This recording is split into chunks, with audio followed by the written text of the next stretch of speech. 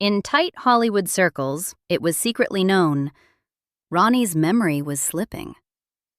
The year was 1982. He'd been president for barely 12 months, and one person knew before anyone else. She'd been watching him longer than his advisors, longer than his doctors, longer than the press corps that studied his every gesture for signs of weakness. Nancy Reagan had spent 3 decades calibrating herself to her husband's rhythms. She could detect the faintest tremor in the signal before anyone else even knew to listen. Nancy wasn't the only one watching. Ron Reagan Jr. grew up inside that signal. He'd spent his whole life studying the frequency between his parents, the letters, the glances, the way his mother's entire body oriented toward his father, like a compass needle finding north. Ronald Reagan himself wrote that, "My life really began when I married my wife." And he repeated that line so often, it became almost liturgical.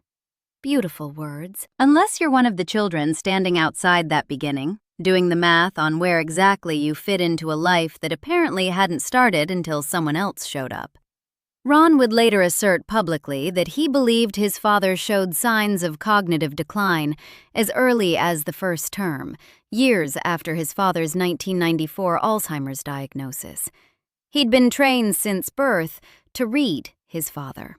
Reading Ronald meant reading the silences Nancy left behind. Their relationship had been described by insiders and historians as the greatest love affair in the history of the American presidency. Ron Jr. didn't need anyone to tell him that. He'd lived inside it. He knew what that love looked like from the other side of the door. The warmth reserved for two. The orbit that pulled everything inward and left the children circling at a distance, where the pull barely held.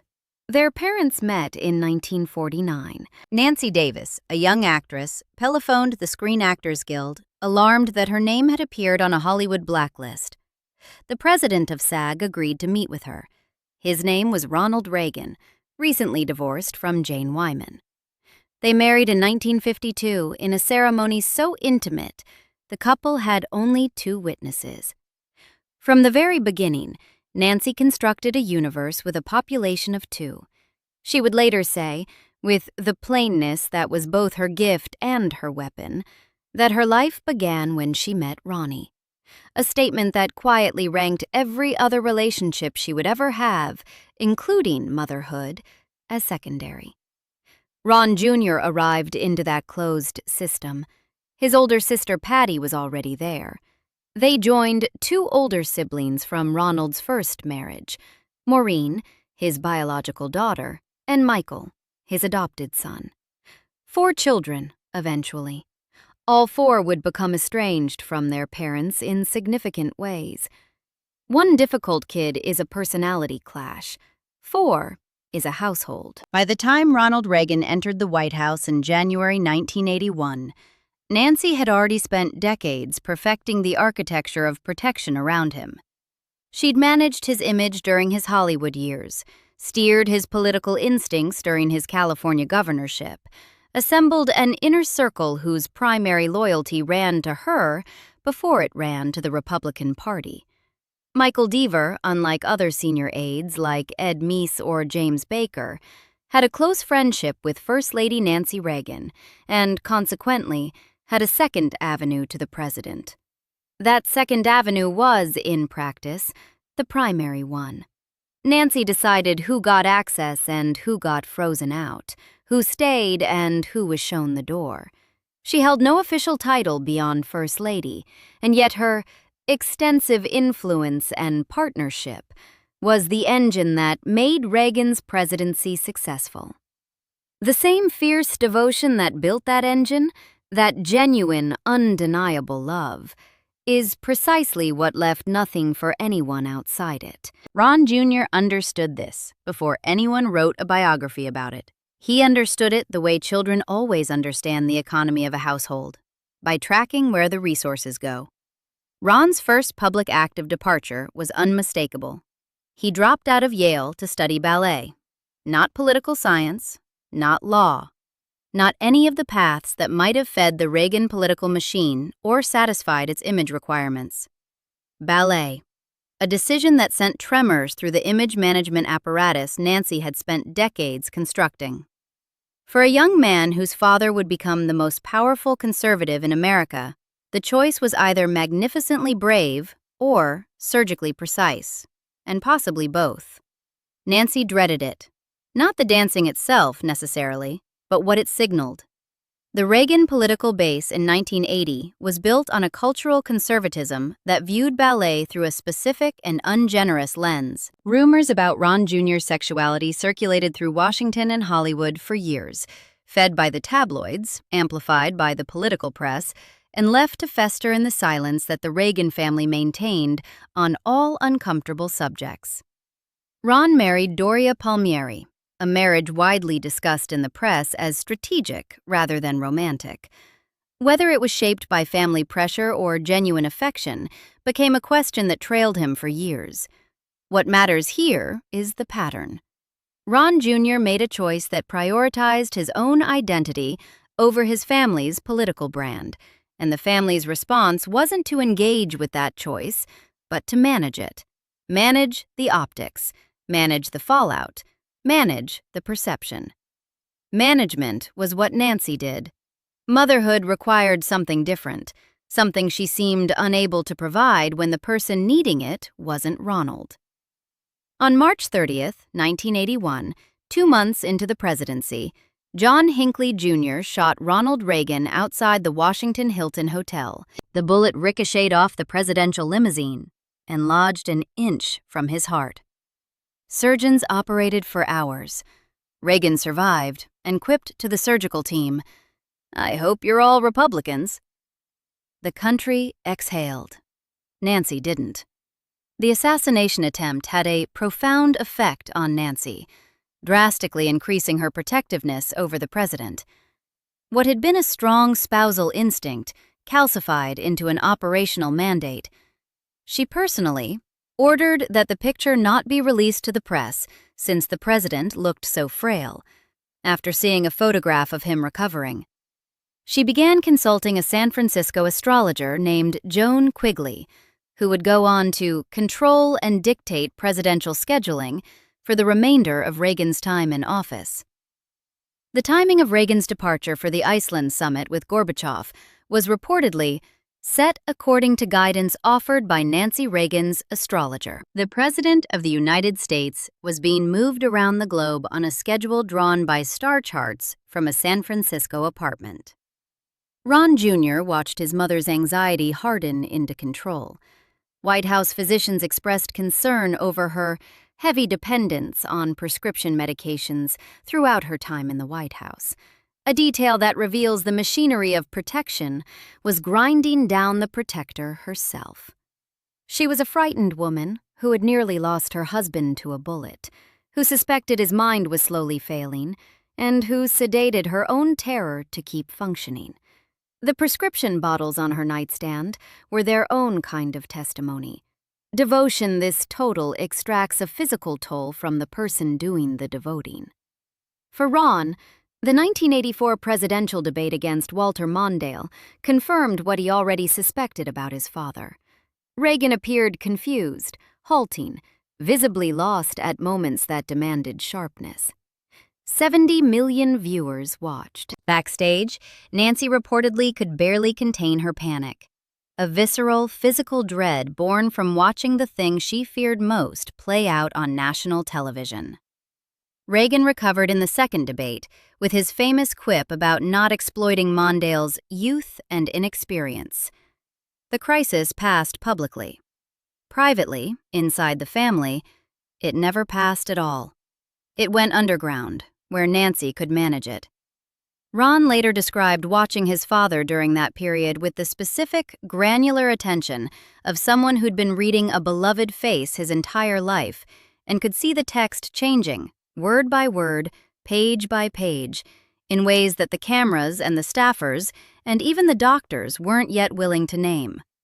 Manage is the word that keeps surfacing. Nancy managed the schedule. She managed the staff. She managed the image.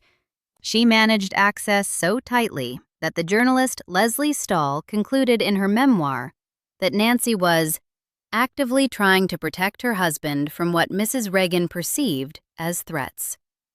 The distinction between actual threats and perceived ones mattered enormously, because Nancy's threat radar was calibrated to a single variable. Could this person, this policy, this situation hurt Ronnie? If the answer was yes, or even maybe, the threat was neutralized. The firing of Ronald Reagan as White House Chief of Staff in February 1987 showed that calibration at its sharpest. Reagan, a former Merrill Lynch CEO, had made the cardinal mistake of treating the First Lady as an annoyance rather than a power center. He was brusque with her on the phone. He dismissed her concerns about personnel. In 1987, Ronald Reagan was fired seemingly at the urging of Nancy Reagan, who felt that Reagan was damaging the presidency. She'd lobbied her husband relentlessly, worked the phones with allies in Congress and the press corps, and executed the campaign with battlefield precision. For her efforts in personnel administration, Nancy Reagan was attacked by critics who saw a First Lady exceeding her mandate. Her defenders argued the move was essential surgery. The firing is now seen as salutary, as it's better understood how she helped to stabilize, and even save, the Reagan presidency during its most vulnerable period. If her husband's success required her to tangle with Chief of Staff Ronald Reagan, she could do that too. She pushed Reagan toward diplomacy with Gorbachev and the INF Treaty when hardliners in his own administration were screaming betrayal. Personnel decisions, scheduling, tone, strategy, her fingerprints were on every pivot the administration made. Karen Tumulty's biography documents the scope of her influence as nothing less than a co-presidency in all but name. That documented influence is what makes the AIDS catastrophe so damning. Because on AIDS, that influence was conspicuously, lethally absent. The first cases of what would become known as AIDS were reported in June 1981, the same year Reagan took office. By 1985, more than 12,000 Americans had died. The President of the United States didn't publicly utter the word AIDS until September 1985, more than 4 years into an epidemic ravaging communities and overwhelming hospitals.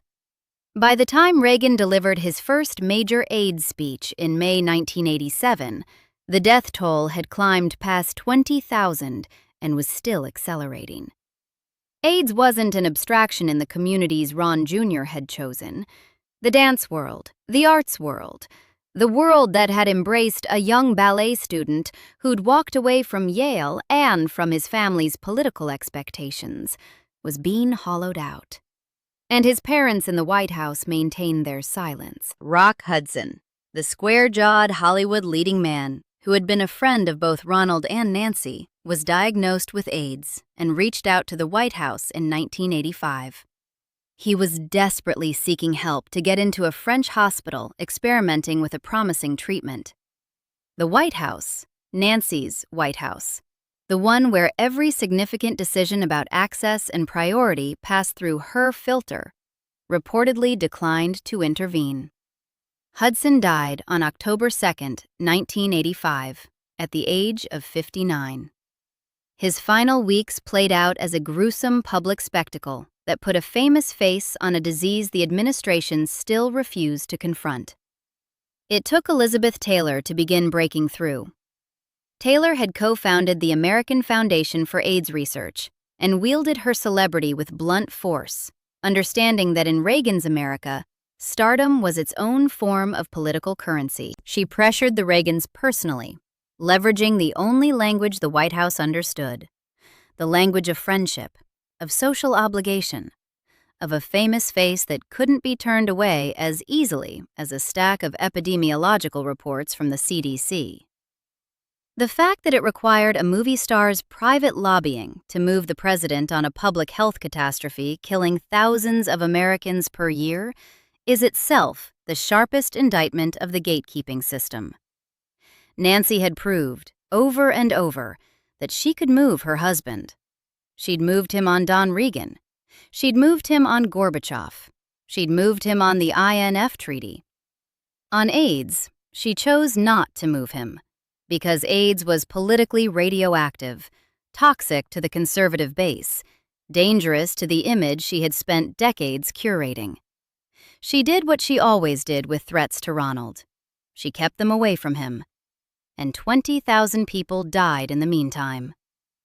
Surgeon General C. Everett Koop spent years trying to address AIDS publicly and found himself blocked within the administration. Nancy's Just Say No anti-drug campaign ran simultaneously, a First Lady consumed with one public health message, while the deadliest epidemic of the era went unmentioned by the man she dedicated her life to protecting. Ron Jr.'s position during these years was uniquely painful. He couldn't speak publicly against his father's administration without triggering a media firestorm. He couldn't stay silent without feeling complicit in a catastrophe unfolding around him. And he couldn't reach his mother, because his mother's attention, her vast, focused, overwhelming attention, was aimed, as always, at one person. Ronald came first. Ronald always came first.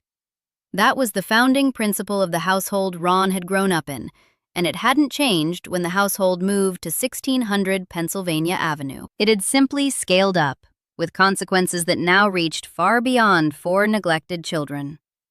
Meanwhile, the Vice President of the United States was living in his own form of exile. Nancy maintained a documented feud with the Bush family, particularly freezing out Barbara Bush, for the entirety of the Reagan presidency. The origins trace to the 1980 Republican primary, when George H.W. Bush coined the phrase voodoo economics to mock Reagan's supply-side theory. Nancy filed that insult in a mental ledger that never balanced. For 8 consecutive years, the Bushes were effectively banished from the Reagans' private life. No intimate dinners at the residence, no casual weekends at Camp David where trust was built and confidences shared. George H.W. Bush, arguably the most loyal vice president in modern American history, a man who never publicly contradicted Reagan on a single substantive issue, existed in a state of social and political purgatory. He was tolerated at official functions. He was barred from every room where real relationships lived. Barbara Bush, whose own toughness rivaled Nancy's, reportedly seethed behind a mask of good manners. The tension between the two First Ladies became Washington's worst-kept secret, a Cold War waged through seating charts and invitation lists, and the conspicuous absence of a phone call. Reagan's final chief of staff, Ken Duberstein, understood the dynamics. I had Nancy Reagan in my corner. Proximity to Nancy was proximity to everything. Distance from Nancy was exile. Bush spent 8 years in exile for a 2-word insult delivered during a primary campaign. Ron Jr. spent a lifetime in exile for something less specific and more permanent, for being a child in a household where the marriage consumed all the oxygen. Patti Davis, born Patricia Ann Reagan, had gone further than anyone in naming the cost. She publicly rejected the Reagan name entirely, using her mother's maiden name instead, a choice so loaded it functioned as its own press release. She became an anti-nuclear activist, directly opposing her father's policies. She posed for Playboy. She published a memoir, The Way I See It, in which she accused her father of being emotionally detached and Nancy of being an abusive mother, writing about physical punishment and emotional coldness so thorough it read less like parenting and more like an absence where parenting should have been. Michael Reagan, the adopted son from Ronald's first marriage, wrote On the Outside Looking In, describing his own estrangement. He later publicly revealed that he had been sexually abused as a child, a trauma the family had apparently never addressed with the urgency or tenderness it demanded. 4 children, 4 estrangements. Patti changed her name. Michael wrote a book about growing up on the periphery of a family whose center he could never quite reach. Maureen navigated the particular loneliness of being a stepdaughter in a household that barely had room for its biological children. And Ron Jr. put a continent's worth of cultural distance between himself and his parents' closed system by choosing an art form they didn't understand in a world that didn't care about their politics. Each child found a different exit. The destination was always the same: away. Nancy was, by any honest accounting, extraordinary at what she prioritized. She stabilized a presidency in crisis. She removed a destructive chief of staff when the administration's own leadership couldn't summon the nerve. She pushed her husband toward arms reduction with the Soviet Union when his own hawks wouldn't. She spent a decade as Ronald's primary caretaker after the 1994 Alzheimer's diagnosis, sitting with him daily, watching the man she loved disappear one synapse at a time, while the world moved on to other dramas. During those years, she broke from conservative orthodoxy to advocate for stem cell research, because stem cells represented a distant possibility of treating the disease that was erasing her husband, neuron by neuron. At his funeral in 2004, the image of Nancy draped over his casket became one of the most iconic photographs in presidential history. The love was real. Nobody who spent 5 minutes with the Reagans doubted that. Ron Jr. never doubted it either. That was never the question. The only question that mattered for the 4 people who called Nancy Reagan Mom, was whether a love that powerful, that consuming, that structurally total, could coexist with anything else, with duty to a dying public, with loyalty to a faithful vice president, with the basic obligations of raising children who needed more than the leftover warmth of a marriage that burned everything in its radius.